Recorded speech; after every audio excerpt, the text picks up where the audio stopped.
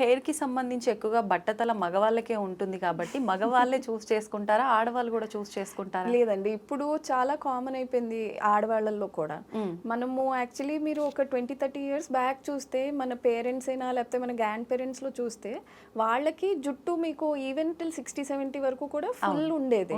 And even మన అమ్మమ్మలకి వాళ్ళందరికీ కూడా బ్లాక్ హెయిర్ అంటే పిగ్మెంటెడ్ హెయిర్ కూడా 50-60s వరకు ఉండేది. అవునండి. ఇప్పుడు ఏమవుతుందంటే due to exposure to pollution, మనం తినే ఫుడ్ అయినా లేదంటే మన స్ట్రెస్, స్లీప్ సైకిల్ మూలంచి ఆ హెయిర్ ఫాల్ అనేది చాలా తొందరగా అర్లీ వచ్చేస్తుంది. కొంతమందికి అయితే 20s లోనే స్టార్ట్ అయిపోతుంది.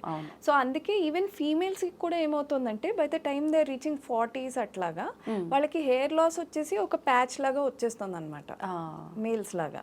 సో అందుకే హెయిర్ ట్రాన్స్ప్లాంటేషన్ కొన్నిసార్లు మేల్స్ కి కాకుండా ఫీమేల్స్ కి కూడా చేయాల్సి వస్తుంది. Okay okay.